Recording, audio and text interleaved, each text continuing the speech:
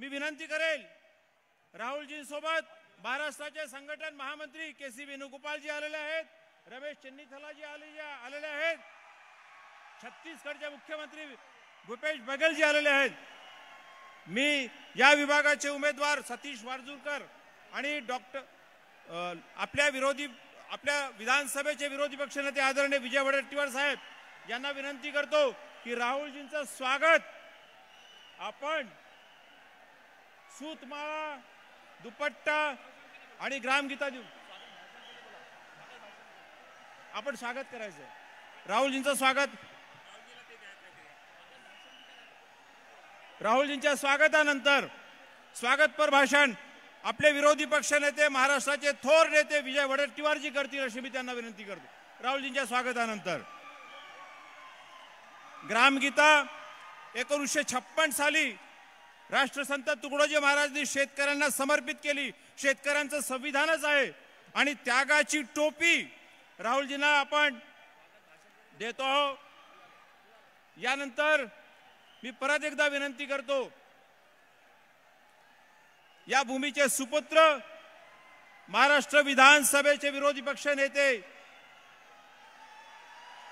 आदरणीय विजय वडेट्टीवार साहेब आपण प्रास्ताविक भाषण या ठिकाणी करावं। आदरणीय वडेट्टीवार साहेब या ठिकाणी स्वागतपर आणि प्रास्ताविक भाषण करतील अशी विनंती करतो।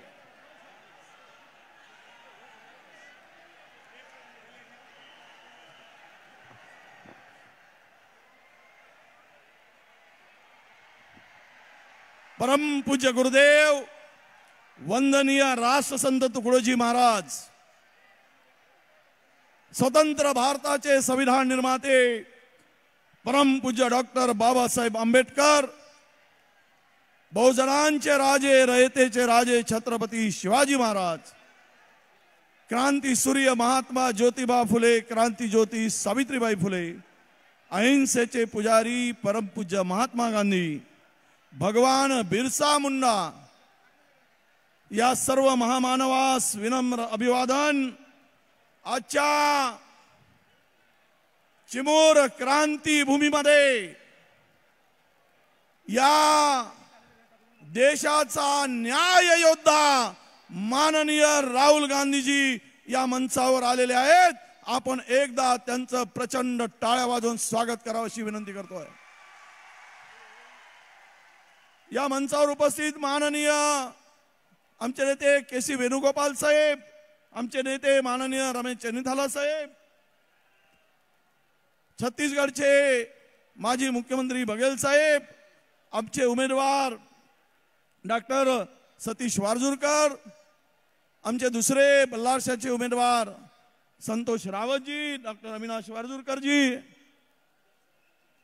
कुणालजी आणि धनराज मुंगलेजी, सर्व मंचावर असलेले सर्व मान्यवर, उपस्थित माझ्या सर्व बांधवांनो, भगिनीनो आणि मतदार मित्रांनो, या ऐतिहासिक क्षणाचे साक्षी होण्यासाठी, या बहुजन योद्ध्यांचे विचार आपण ऐकण्यासाठी आलात, आपल्या सर्वांचे मी मनापासून स्वागत करतो। ही क्रांतीभूमी, हा जनसागर, राहुलजी आपल्याला विनंती करतो की हा जनसागर सकाळी 11 वाजतापासून आपली वाट बघतो आहे आणि इथून या चिमूरच्या क्रांतीभूमीतून महाराष्ट्राच्या सत्ता बदलाची नांदी या चिमूरतून सुरू होणार आहे, हे त्या सर्वांचे साक्षीदार आहेत। अब बंटी तेरी घंटी बजेगी, आता कोणी रोखू शकत नाही। काल परवा जुमलेबाज येऊन गेले आणि त्या जुमलेबाजांचं भाषण आपण ऐकलं। या भूमीशी, या मातीशी काही संबंध नसणारे या ठिकाणी आले आणि त्यांचे भाषण आपण पाहिलं असेल तर शेतकऱ्यांच्या संकटामध्ये एक शब्द सुद्धा त्यांनी काढला नाही। आज आपल्या भागातला शेतकरी संकटात आहे।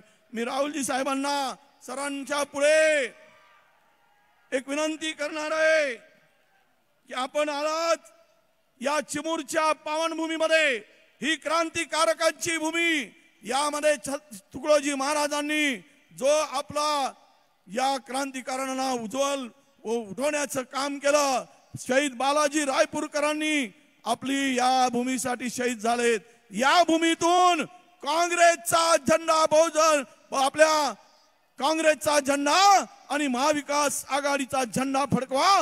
राहुलजीचे या हात मजबूत करण्याचं काम आपण सर्वांनी मिळून करूया. आपण सर्व संकटात आहात. महागाईनं हैराण झाले सर्व. माझ्या भगिनी हैराण झाल्या. 1,500 रुपये मिळत आहेत. पण आपल्या सर्वांना माहित आहे की आपण महागाईशी कसं झुंजतो आहोत. महागाईमध्ये आपलं काय, आपली स्थिती कशी काय झाली आहे, कोणी काय म्हणताय त्यापेक्षा मला वेळेचं बंधन आहे. खरं म्हणजे भाषण पूर्वी करायला पाहिजे होतं. पण एकच सांगतो की विजय वडेट्टीवार या भूमीतून सतीश वारजूरकरला निवडून आणण्यासाठी खंबीरपणे ताकदीने उभा आहे. त्यामुळं आजपासून या चिमूरच्या क्रांतीभूमीत जे शहीदांची भूमी आहे, ज्या काँग्रेसनी देश स्वातंत्र्यासाठी जे योगदान दिलं आहे, त्या भूमीचे पुत्र म्हणून एक मत पंजाची बटन दाबून आपण सतीश वारजूरकर, आमचे संतोषजी रावत या सर्वांना प्रचंड बहुमताने विजय कराल ही आपल्याला नम्रपणे विनंती करतो. आता खूप बोलायचं आहे, पुन्हा 2-3 सभाला मी येईल, पण राहुलजींचं त्यांना भाषण करायचं आहे आणि वेळेचं बंधन आहे. पण एक लक्षात ठेवा, अभी नहीं तो कभी नहीं, ये आखरी लढाई आपली सर्वांची आखरी लढाई आहे. राहुलजी, आपण अनेक दिवसापासून या जिल्ह्यातील या क्रांतीभूमीमध्ये आपल्या आगमनाची वाट अनेक जण उत्सुकतेने बघत होते की तुमचे पाय तुम्ही बहुजनांसाठी, एससी साठी, एसटी साठी, ओबीसी साठी, त्यांच्या न्याय हक्कासाठी लढणारे योद्धा म्हणून त्यांना विश्वास आहे. तो विश्वास इतका प्रचंड आहे की आपण आल्यानंतर यांच्या सर्वांमध्ये एक हत्तीचं बळ आलेलं आहे. आणि आता कितीही वाटा, 1000 वाटा, 2000 वाटा, तुमचा मात्र होईल घाटा, हे लक्षात ठेवा. आणि म्हणून आपण माननीय राहुलजींचं भाषण ऐकण्यासाठी उत्सुक आहात. आमचा नेता 7000 किलोमीटर चालून जगातील एकमेव नेता आहे की जो माणसाची मन दुभंगलेला मन जोडण्याचं काम करतो आहे. जात आणि धर्मामध्ये निर्माण झालेली दरी मिटवणारा देशातील एकमेव नेता आहे ज्यांचं नाव राहुल गांधी आहे, ज्यांचं नाव राहुल गांधी आहे. म्हणून आपल्याला विनंती करतो की आपण 20 तारखेला न चुकता आमच्या सर्व काँग्रेस महाविकास आघाडीच्या उमेदवारांना प्रचंड बहुमताने विजय करावा ही नम्रपणे हात जोडून विनंती करून मी माझ्या शब्दाला विराम देतो. धन्यवाद. जय हिंद, जय भीम, जय सेवा, अस्सलाम वालेकुम, राम राम. जननायक राहुल जी गांधी इस सभा को संबोधित करेंगे, ऐसी मैं उनसे विनंती करता हूं. आपल्या चिमूरच्या क्रांतीभूमीविषयी काही माहिती टिप्पण माननीय राहुल जी घेत आहेत. आदरणीय राहुल जी इस सभा को संबोधित करेंगे, ऐसे मैं उनसे विनंती करता हूं.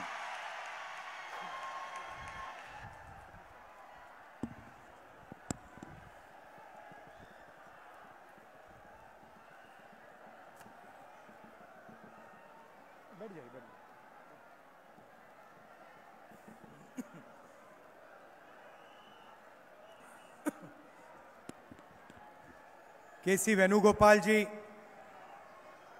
रमेश चेन्नीथाला जी,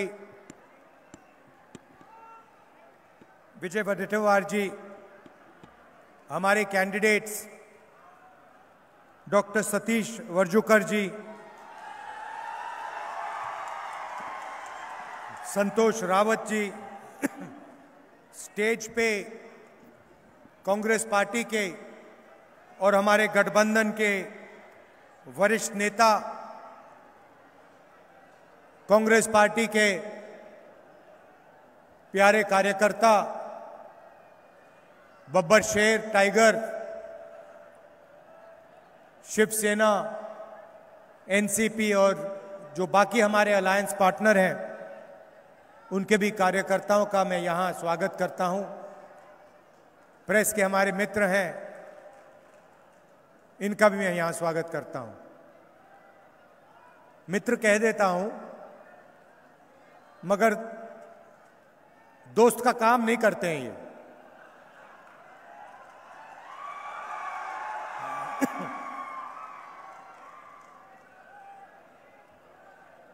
वो मैं आपको बाद में समझाऊंगा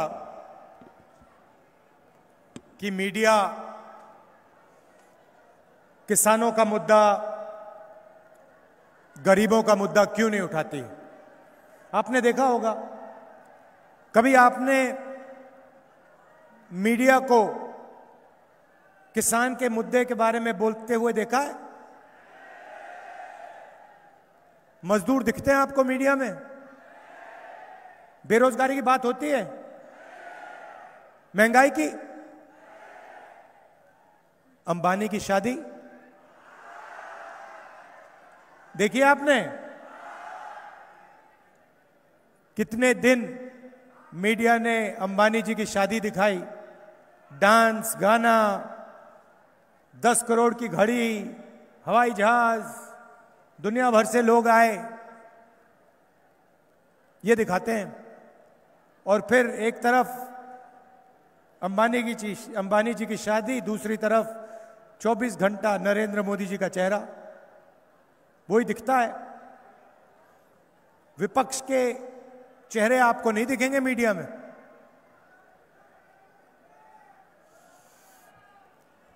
और ये क्रांतिकारी जमीन है,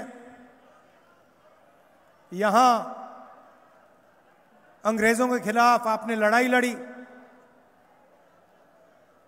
पहली बार अंग्रेजों का झंडा उतरा और खादी का झंडा आपने लहराया। तो शुरुआत मैं संविधान से करता हूं, क्योंकि जो आप लड़ाई लड़े थे, जो यहां हमारे युवा शहीद हुए थे, वो संविधान के लिए लड़े थे। वो चाहते थे कि हिंदुस्तान में भाईचारा हो, समानता हो, एकता हो। और वो चाहते थे जो अंग्रेज उनका धन चोरी कर रहे थे, वो बंद हो और अंग्रेज हिंदुस्तान से वापस जाएं। ये काम आपने ही शुरू किया था। और ये चुनाव भी दो विचारधाराओं के बीच में लड़ाई है। जब यहां आपके युवा शहीद हुए थे, वो भी विचारधारा की लड़ाई थी। आज भी वही चल रहा है। वो जो आपके यहां युवा शहीद हुए थे, वो इसके लिए शहीद हुए थे, संविधान के लिए।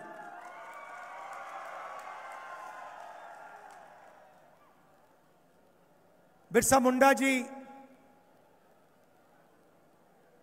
कांतिया भील जी, गुलाम महाराज, कोमराम भीम जी, संत तुकडो जी महाराज, इन सब की सोच इसमें है। यह नई किताब नहीं है। इसके लिए हजारों साल से इस देश में लड़ाई चल रही है। और हमारे जो महापुरुष हैं, जो लीडर्स रहे हैं हिंदुस्तान के, अंबेडकर जी हो, महात्मा गांधी हो, फूले जी हो, उन सब की सोच इसमें है। आप अगर इसको खोल के पढ़ेंगे तो जो बिरसा मुंडा जी कर रहे थे और कह रहे थे, इसमें आपको दिखेंगे।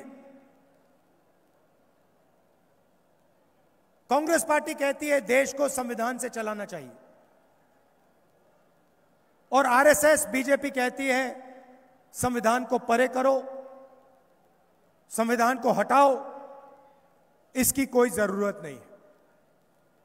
मैं हर मीटिंग में संविधान दिखाता हूं क्योंकि मैं आपको याद दिलाना चाहता हूं, आप ही की क्रांति की याद दिलाना चाहता हूं, आप ही के शहीदों की याद दिलाना चाहता हूं। अंबेडकर जी, गांधी जी, इनकी याद दिलाना चाहता हूं और आपको याद दिलाना चाहता हूं कि उनके दर्द, उनके दुख, उनके खून से यह किताब बनी है। गांधी जी ने अपनी जिंदगी दी, बिरसा मुंडा जी ने जिंदगी दी इस किताब के लिए, और आज हिंदुस्तान के प्रधानमंत्री कहते हैं कि इस किताब के अंदर कुछ नहीं है, खाली किताब है। देखिए, ये खाली किताब नहीं है, ये देखिए,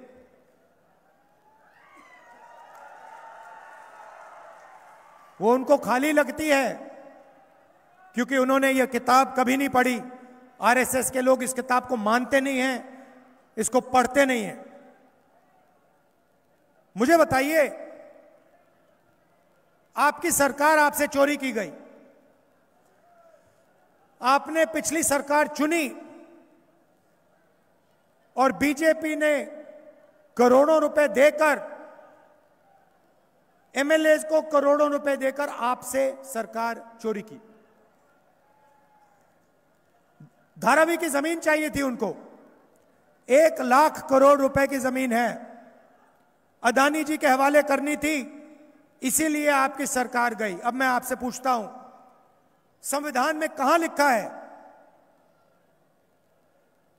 कि एमएलए को पैसे देकर सरकार को गिराना चाहिए? कौन से पेज पे लिखा है, मुझे बता दो। संविधान में लिखा है कि हिंदुस्तान में चुनाव होना चाहिए और जो चुनाव जीतता है उसे सरकार चलानी चाहिए। संविधान में कहीं नहीं लिखा है कि आप चुनी हुई सरकारों को पैसे से गिराओ। नरेंद्र मोदी जी ने अरबपतियों के 16 लाख करोड़ रुपए माफ किए हैं। मुझे दिखा दो, अंबेडकर जी के संविधान में कहां लिखा है कि 25 लोगों का 16 लाख करोड़ रुपया माफ होना चाहिए और हिंदुस्तान के किसानों का, मजदूरों का 1 रुपया माफ नहीं होना चाहिए? मुझे बता दो कहां लिखा है। क्या अदानी जी के लिए, अदानी जी के धन बढ़ाने के लिए बिरसा मुंडा जी ने अपनी जान दी? यहां जो युवा शहीद हुए थे, क्या वो अदानी जी के लिए शहीद हुए थे या हिंदुस्तान के किसान के लिए, हिंदुस्तान के मजदूरों के लिए, हिंदुस्तान के आदिवासियों के लिए, दलितों के लिए, पिछड़ों के लिए? जब नरेंद्र मोदी जी कहते हैं कि संविधान के अंदर कुछ नहीं है, खाली है, जब कहते हैं राहुल गांधी लाल संविधान दिखा रहा है, तो राहुल गांधी का अपमान नहीं कर रहे हैं, वो बिरसा मुंडा जी का, अंबेडकर जी का, गांधी जी का अपमान कर रहे हैं। और उनसे भी ज्यादा हिंदुस्तान के किसान का, हिंदुस्तान के मजदूर का, हिंदुस्तान के बेरोजगार युवा का अपमान कर रहे हैं। सच्चाई है ये। मैंने पार्लियामेंट में नरेंद्र मोदी जी से कहा, आप एक काम कीजिए,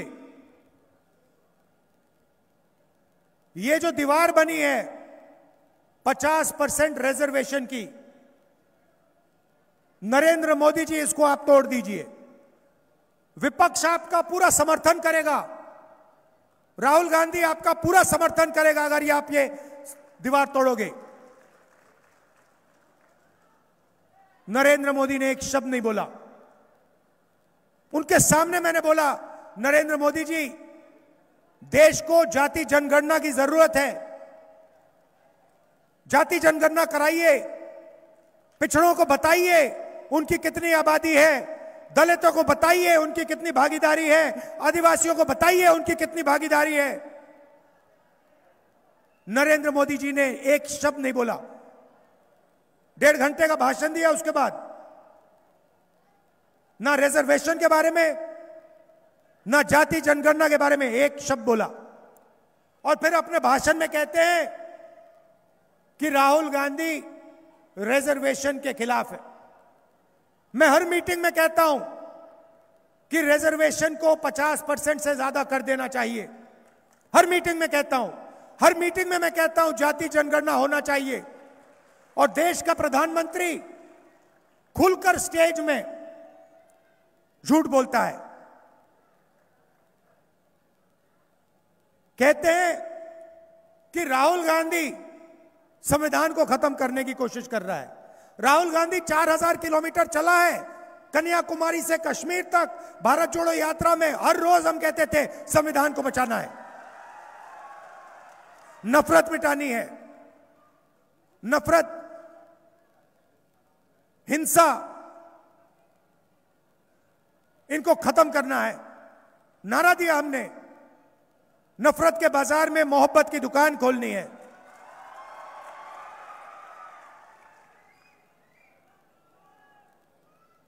अब आप पूछोगे मुझसे कि भाई राहुल जी जाति जनगणना क्यों, रिजर्वेशन 50% से ज्यादा क्यों, आप पूछोगे। भाइयों और बहनों, हिंदुस्तान में 8% आदिवासी हैं, 15% दलित हैं, 50% ओबीसी हैं। और ये मैंने 50 बोला है मगर कोई नहीं जानता कितना है। अंदाजा लगाते हैं 50 होगा, 55 भी हो सकता है, 60 भी हो सकता है, किसी को नहीं मालूम, क्योंकि आज तक सेंसस में यह सवाल पूछा ही नहीं गया है। 50% पिछड़ा वर्ग, 15% दलित, 8% आदिवासी और उसमें 15% माइनॉरिटी जोड़ दीजिए, 90% हो जाता है तकरीबन। मैंने आपसे मीडिया के बारे में बात की। मैंने आपसे कहा अदानी की शादी दिखती है, क्रिकेट मैच दिखते हैं, मगर आपको मीडिया में दलित वर्ग का कभी कोई नहीं दिखेगा, आदिवासी कभी नहीं दिखेगा, पिछड़े वर्ग के लोग नहीं दिखेंगे। आप एंकर्स की लिस्ट निकालिए, पत्रकारों की लिस्ट निकालिए, बड़े बड़े एंकर्स हैं हिंदुस्तान में, 100-200 हैं, ज्ञान देते हैं 24 घंटा। उनमें से मुझे आप एक दलित का नाम बता दीजिए, एक आदिवासी का नाम बता दीजिए, एक पिछड़े वर्ग का नाम बता दीजिए। एक नहीं है। मीडिया को छोड़िए, आप कहेंगे नहीं हमें मीडिया नहीं चाहिए, ठीक है, तो चलिए हिंदुस्तान की सबसे बड़ी 200 कंपनी की लिस्ट निकालते हैं, अदानी की लिस्ट निकालते हैं, अदानी की कंपनी की लिस्ट निकालते हैं, अंबानी की कंपनी की लिस्ट निकालते हैं, टाटा, बिरला, सबकी लिस्ट निकालो। 200 कंपनियां, मुझे बता दो मालिकों में से ओबीसी कौन है, दलित कौन है, आदिवासी कौन है, नाम बता दो मुझे। अच्छा, आप कहोगे नहीं भैया हम आदिवासी हैं, हम दलित हैं, हम पिछड़े वर्ग के हैं, हम मालिक नहीं बनना चाहते, ठीक है, तो फिर मुझे बताओ 200 कंपनी में सीनियर मैनेजमेंट में कौन है, कौन है सीनियर मैनेजमेंट में दलित, आदिवासी, पिछड़ा वर्ग का? करोड़ों रुपए की सैलरी होती है, किसी को 1 करोड़, 2 करोड़, 3 करोड़, 5 करोड़, 10 करोड़।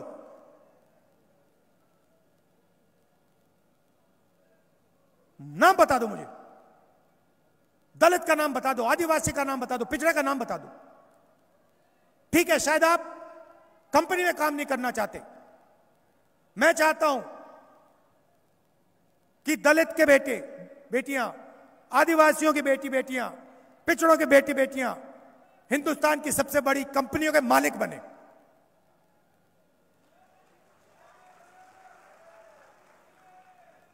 गेम चल रहा है, आप जीएसटी का पैसा देते हो, आपके जेब से निकलता है, सीधा जाता है, दिल्ली जाता है और फिर बढ़ता है। 16 लाख करोड़ रुपए कर्जा माफ हुआ है 25 लोगों का, उस लिस्ट में मुझे एक दलित का नाम दे दो, एक आदिवासी का नाम दे दो, एक पिछड़े वर्ग का नाम दे दो, मैं भाषण देना बंद कर दूंगा।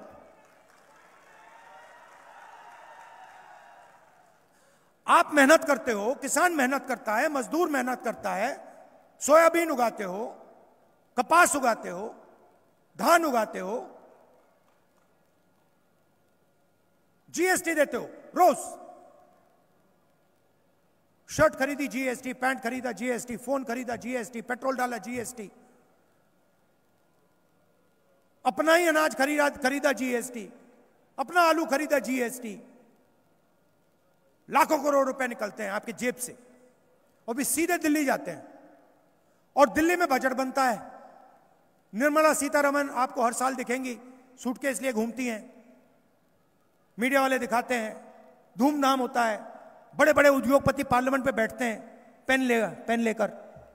कोई किसान नहीं अलाउ वहां पे, कोई मजदूर नहीं बैठ सकता वहां पे। मैंने देखे अपनी आंखों से, बैठते हैं, लिखते हैं। मैंने पता लगाया ये बजट जो बढ़ता है ये कौन बांटता है? 90 अफसर बांटते हैं, आईएएस अफसर हैं 90। कितना पैसा महाराष्ट्र आएगा, कितना रेलवेज में जाएगा, किसानों को कितना मिलेगा, मनरेगा में कितना जाएगा,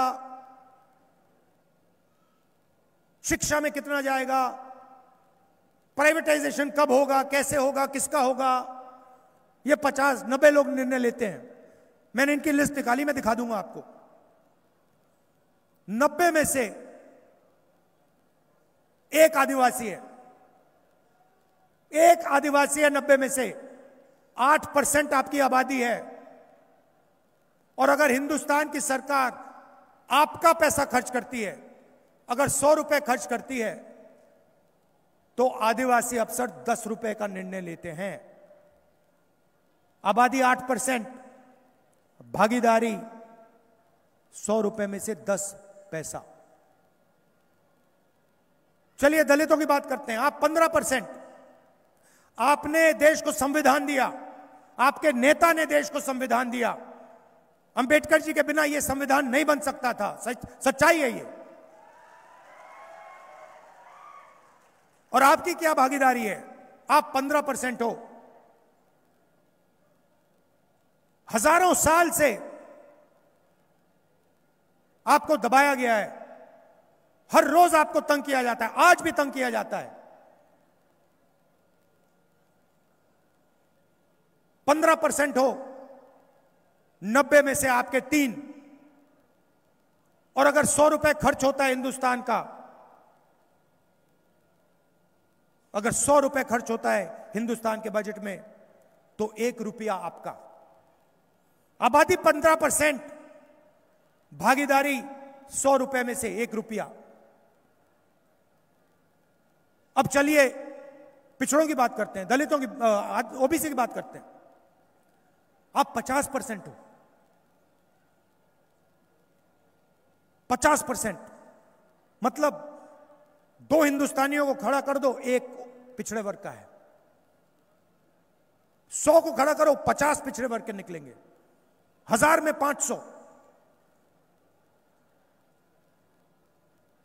आपके 3 अफसर हैं, पीछे बैठा रखा है। उनसे कहते हैं अपनी औकात समझो, पीछे बैठो।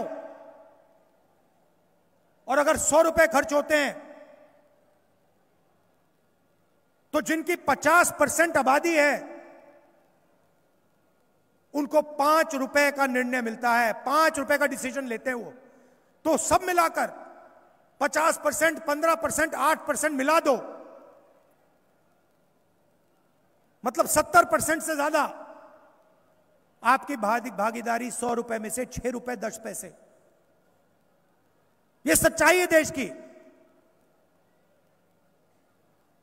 मैं आपके कर्जे माफ की बात करता हूं, मीडिया वाले कहते हैं राहुल गांधी आप आदत बिगाड़ रहा है, और उनका 16 लाख करोड़ रुपए माफ हो जाता है, कहते हैं देखो देखो कितना विकास हुआ, देखो देखो कितना विकास हुआ।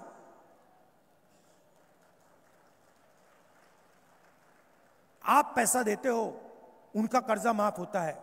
आप पैसा देते हो, आपकी जमीन जाती है। मैं आपको बताता हूं, धारावी में अगर 10 अमीर लोग रहते ना, जमीन कभी एक्वायर नहीं होती। 10 अगर उसमें 10 रहते, अगर उसमें अदानी का घर होता बीच में, कभी एक्वायर नहीं होती। वो इसलिए एक्वायर हो रही है क्योंकि उस पर गरीब लोग बैठे हैं, उस पर पिछड़े लोग बैठे हैं, उस पर दलित बैठे हैं, उस पर आदिवासी बैठे हैं, इसलिए एक्वायर हो रही है। और पूरे देश में आप जाइए, जहां भी जमीन एक्वायर होती है, आपकी होती है, किसानों की होती है, पिछड़ों की होती है, दलितों की होती है, 5% गरीब जनरल कास्ट है उनकी होती है। आपने कभी सुना अमीर लोगों की जमीन एक्वायर होते हुए? कभी सुना आपने कि इस देश में किसी अमीर व्यक्ति की जमीन एक्वायर हो गई? गरीब लोगों ने क्या गलती की है कि आपकी जमीन जाती है, उनकी नहीं जाती? संविधान में कहीं लिखा है कि धारावी की जमीन 1 लाख करोड़ रुपए की जमीन गरीबों से छीनकर अदानी जी को देनी चाहिए? कहां लिखा, मुझे दिखा दो, कौन से पेज पे है? मैं बोलना बंद कर दूंगा। तो जितना भी धन है आपका उधर जाता है, और जो आपके लिए लड़ता है, कन्याकुमारी से कश्मीर चलता है, भट्टा परसौल में जाता है, जमीन अधिग्रहण बिल लाता है, मनरेगा को सपोर्ट करता है, उसको ये मीडिया वाले 24 घंटा गाली देते हैं। क्यों? क्योंकि वो आपके लिए लड़ता है। जहां आपका अपमान होता है वहां खड़ा हो जाता है। अब महाराष्ट्र की सरकार आएगी, इंडिया गठबंधन की आएगी, जितना पैसा उन्होंने अरबपतियों को दिया उतना हम आपको देने वाले हैं।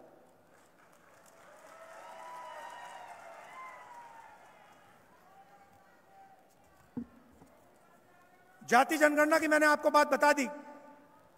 जाति जनगणना हम यहां करेंगे, दिल्ली में करेंगे, और पता लगाएंगे सचमुच में आपकी भागीदारी कितनी है, कौन सी संस्था में आपके कितने लोग हैं, मीडिया में कितने हैं, कॉर्पोरेट इंडिया में कितने हैं, प्राइवेट अस्पताल कितने में कितने हैं, प्राइवेट कॉलेज यूनिवर्सिटी कितनी है, ये पूरा मतलब एक्सरे कर देंगे। महाराष्ट्र में भी करेंगे, दिल्ली में भी करेंगे, तेलंगाना में हो रहा है, कर्नाटक में हो रहा है, और यहां भी करेंगे। 50% की जो दीवार बना रखी है रिजर्वेशन की, उसको तोड़ के परे कर देंगे। अब यहां हमारी बहनें आई हैं, आप रीढ़ की हड्डी हो देश की, डबल काम करती हो, आप डबल करती हो, भूलो मत आप। आपके पति बाहर जाके काम करते हैं, आप भी बाहर जाके काम करती हैं, और फिर आप वापस आके खाना पकाती हैं, घर साफ करती हैं, मार्केट जाती हैं। तो अगर आपके पति 8 घंटा काम करते हैं तो आप 16 घंटा काम करती हैं। शायद यहां जो पुरुष हैं उनको मेरी बात अच्छे ना लगे, मगर वो सच्चाई है। तो हमने निर्णय लिया है कि महाराष्ट्र की हर गरीब महिला के बैंक अकाउंट में हर महीने हम 3,000 रुपए सीधा अंदर डालेंगे। खटाखट खटाखट खटाखट अंदर।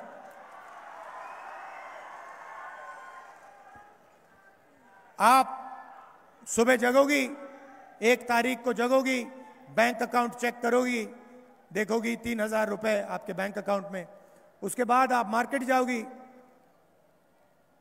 बच्चों से कहोगी कि मैं मार्केट जा रही हूं, बस स्टैंड में जाके खड़ी होगी। जब बस में जाओगी, कंडक्टर आपसे कहेगा, आप पूछोगी टिकट खरीदने जाओगी, कंडक्टर आपसे कहेगा, मैडम महाराष्ट्र की सरकार ने ये फ्री में कर दिया है, आपको 1 रुपया नहीं देना। फिर आप पूछोगी कहां तक फ्री है, और कंडक्टर आपको कहेगा जहां भी महाराष्ट्र में आप बस में जाना चाहती हो सारा का सारा फ्री है।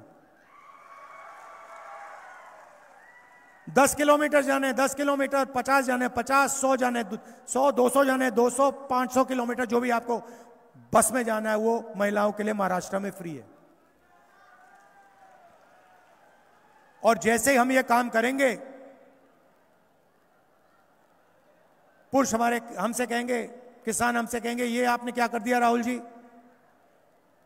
आपने महिलाओं को 3,000 रुपए दे दिए हर महीने, आप उनको बस में फ्री घुमा रहे हो, हमारा क्या होगा? आपने तो बैलेंस बिगाड़ दिया। महिलाओं को आपने पैसे दे दिए, बस में फ्री कर दिया, हमारे को आपने कुछ नहीं दिया। तो उनसे भाइयों से मैं कहना चाहता हूं, 3 लाख रुपए का कर्जा आपका माफ होगा, 3 लाख रुपए तक का आपका कर्जा माफ होगा।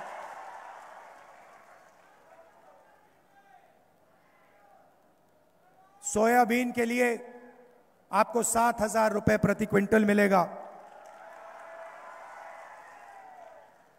कपास के किसानों के लिए सही एमएसपी हम बना के देंगे, और जो प्याज के किसान हैं उनके लिए हम एक फेयर प्राइस कमीशन, जो प्याज के दाम को मॉनिटर करेगा और कंट्रोल करेगा, ये हम महाराष्ट्र के किसानों के लिए करने जा रहे हैं।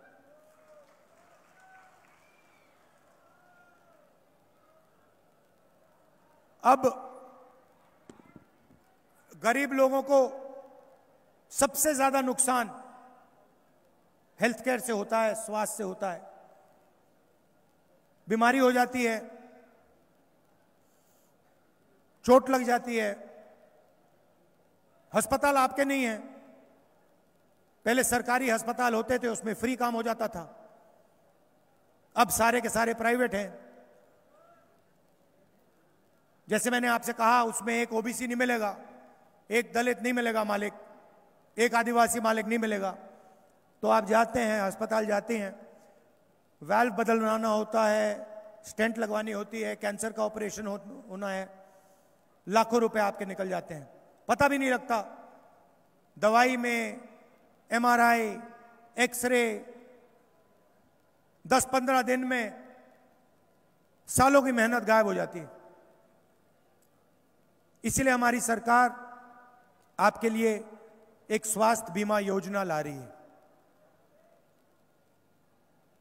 बीमार हो गए, अस्पताल जाएंगे, चाहे वो स्टेंट, वाल्व का ऑपरेशन हो, लिवर का हो, किडनी का हो, ट्रांसप्लांट हो, जो भी है,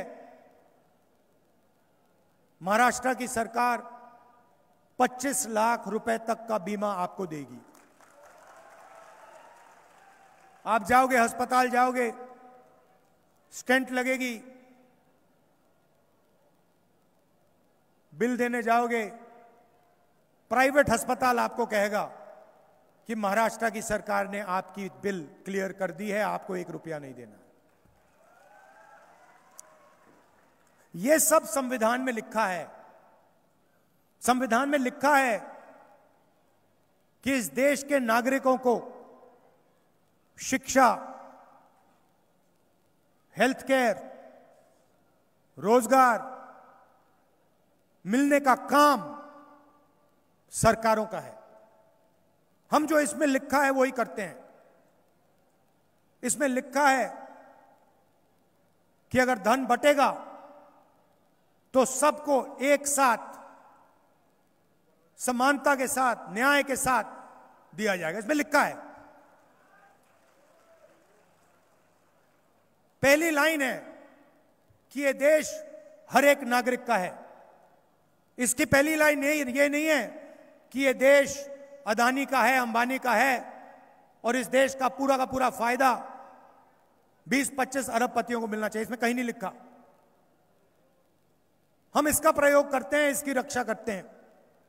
इसीलिए हम आपको महालक्ष्मी योजना दे रहे हैं, इसीलिए हम आपको स्वास्थ्य बीमा योजना दे रहे हैं, इसीलिए हम किसानों का कर्जा माफ कर रहे हैं, इसीलिए 3,000 रुपए हम महिलाओं के बैंक अकाउंट में डाल रहे हैं। हम इसकी रक्षा करते हैं। और वो 24 घंटा बंद कमरों में इसको खत्म करते हैं। अरबपतियों का कर्जा माफ कर देंगे, सरकार गिरा देंगे, किसान बिल लाने की कोशिश करेंगे। यह लड़ाई है।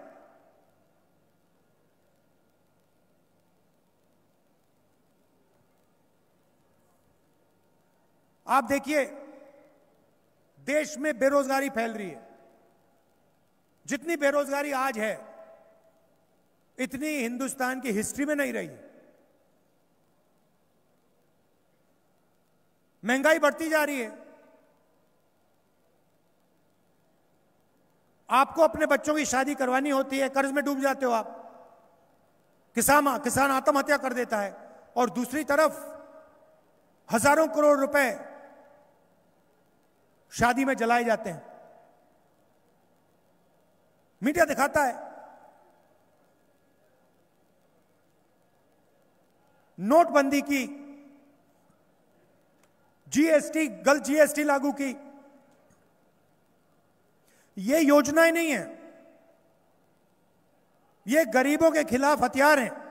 ये गरीबों को मारने के हथियार हैं। जो छोटे बिजनेस वाले थे, स्मॉल मीडियम बिजनेस वाले, उनको मारने के हथियार हैं ये।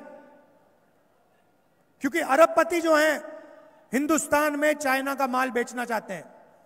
वो चाहते हैं कि आप जीएसटी दो, आप अपना पैसा निकाल के दो, वो आपको चाइना का माल बेचे, हिंदुस्तान में कुछ बने ना, और पूरा का पूरा पैसा उनके पास जाता जाए। ये सिस्टम है इनका। ये नहीं चाहते हैं कि हिंदुस्तान में प्रोडक्शन हो, हिंदुस्तान में गाड़ी बने, हिंदुस्तान में आईफोन बने। ये चाइना का आईफोन यहां बेचना चाहते हैं। आसान है, अगर चाइना का बेच सकते हो तो यहां क्यों बनाना। तो इसीलिए नरेंद्र मोदी जी ने सारे के सारे छोटे जो बिजनेस हैं वो खत्म कर दिए, नोटबंदी, जीएसटी के साथ। और आज नतीजा है कि हिंदुस्तान में रोजगार पैदा ही नहीं हो सकता। कुछ भी कर लो, नरेंद्र मोदी जी की सरकार जब तक है हिंदुस्तान में रोजगार नहीं पैदा हो सकता। खत्म।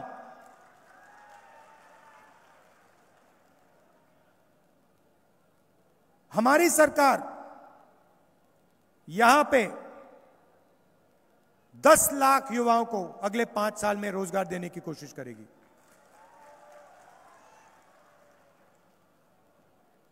2.5 लाख सरकारी नौकरियां खाली पड़ी हैं। वो 2.5 लाख सरकारी नौकरियां हम आपके हवाले कर देंगे। महाराष्ट्र के गरीब लोगों के, किसानों के, उनके हवाले कर देंगे। और जब तक महाराष्ट्र के बेरोजगार युवाओं को रोजगार नहीं मिलेगा, उस दिन तक हम 4,000 रुपए का अलाउंस हर महीने उनके बैंक अकाउंट में डाल देंगे।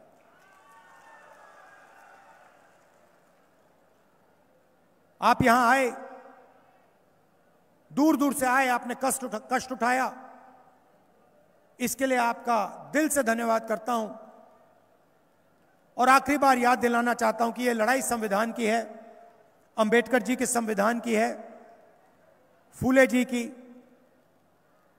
जिन लोगों ने यहां अपनी पूरी जिंदगी दी, जान दी, उनके लिए यह लड़ाई चल रही है। आपका फिर से धन्यवाद करता हूं। नमस्कार, जय हिंद, जय महाराष्ट्र। सभेचा आभार प्रदर्शन विजय पाटील गावंडे करतील अशी त्यांना विनंती करतो। सर्व या कार्यक्रमाच्या निमित्तानं आलेल्या माझ्या सर्व काँग्रेस आणि महाविकास आघाडीच्या सर्व कार्यकर्त्यांचे आणि सर्व नेते मंडळींचे मी आभार मानतो। सर्व पत्रकार बंधूंचे सुद्धा आभार मानतो।